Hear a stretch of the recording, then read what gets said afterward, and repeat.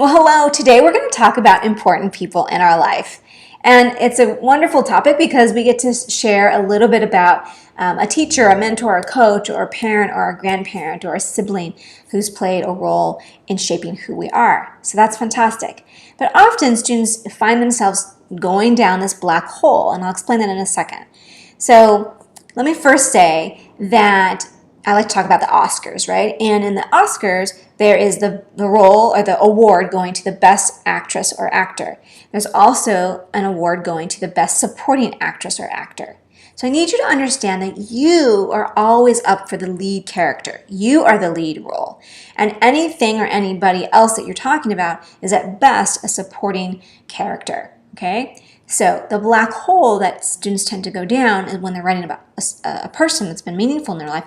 They tend to go down this road that the essay is more about that person and less about the applicant, him or herself. Okay, so here are some tips just to reiterate. They're the same points, but I'm going to reiterate them again. First, you must always remember that you are the main character. In every essay that you write for college admissions, you are the main character. Tip number 2, ultimately, this essay has to be about you and something we learn more about you versus anything else that's in the essay. Everything else is background or context and information. So, for example, who you value, your father, and why you value him. Maybe it's the lesson of hard work, or that there are no guarantees in life, or creativity, or something like that. So let me give you an example, because here's tip number 3. When you know your why, the memory should be clear, right? So for me, I valued my father when I was in high school because he always had big ideas, and he sort of instilled in me sort of that dream bigger notion. So here's my opening few sentences. It was not enough for me to wear a store-bought Halloween costume. No. My father insisted on making and building a costume that he worked on for weeks. The point was not necessarily to win, but the notion that settling for ho-hum was not enough. When I saw my teacher's reactions to my costumes, I learned then that I could dream bigger in everything I do.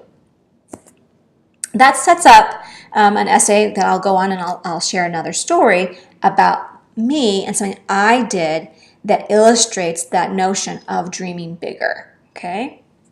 All right, tip number 4, don't lose sight that you are the main character and that everything else, everybody else is the supporting role, okay? And it helps those supporting roles, the supporting context in the essay is helping to illuminate the details that are meaningful to learn about you and that create that compelling story.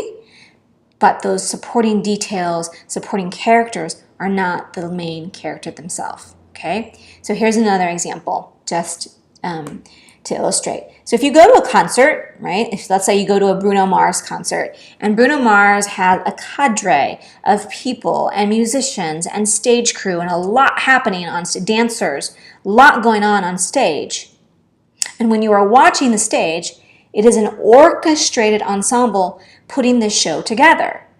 But your eyes always stay focused on Bruno Mars. That's not an accident. That's not an accident. It is completely coordinated and orchestrated. So your essay is the same thing. This is a coordinated and orchestrated effort to always add details that lift you up as the star of the show. Okay? So all the details and context and backdrop is just really your concert. Okay. Well, so how are you going to move forward? Well, here's the first thing I want you to do. The first thing I want you to do is write down at the very top of your paper who you value, who's that person, and then I want you to write why you value that person. Number 2, I want you to highlight in your essay on digitally or on paper, wherever your essay is. I want you to highlight any insight that you gained from that person. What is it, again, what is your why? And see if you can find those highlights of where the sentences are that you're talking about that why, okay? And then tip number 3, get 2 different color highlighters or digital highlighters.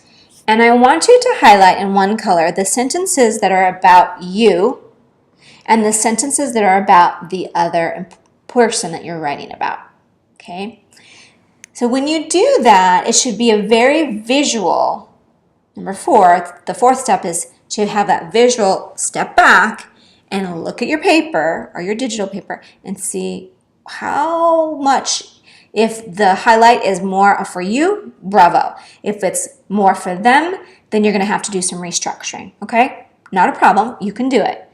All right, so I really want you to focus on you and your why as it relates to what you learned from this person and how all that's going to be tied together. Make sense? Okay, I hope this is helpful. When you are ready, you're going to text the word ready to OB Coach. All right, bye-bye.